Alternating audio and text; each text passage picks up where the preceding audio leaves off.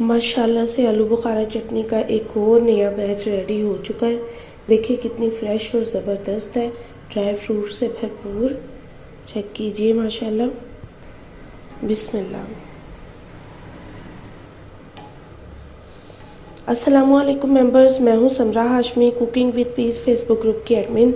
और ये आप सबके ऑर्डर्स रेडी हुए हैं जो कि अब पैकिंग होगी और मंडे वाली बिल्टी में जाएगी। कल मंडे, आज संडे है, मंडे वाली बिल्टी में ये पैक होके कस्टमर तक पहुंचाए जाएंगे। ठीक है,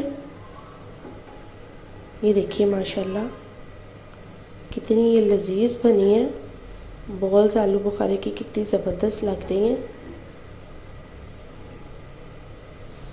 आप भी ऑर्डर कर सकते हैं, अपने प्यारों को तोहफ़ा दे सकते हैं। रमज़ान में जो है वो आप ऑर्डर कर सकते हैं और अपने दस्तरखान पे ये हाज़मेदार सी चटनी जो है वो इंजॉय कर सकते हैं। ठीक है, और एक और जो लाजमन बात बता दूँ, ये बहुत ही सफाई से और बहुत अच्छे तरीके से बनाई जाती है। इसमें कोई भी कॉर्नफ्लोर या मैदा का इस्तेमाल नहीं किया जाता।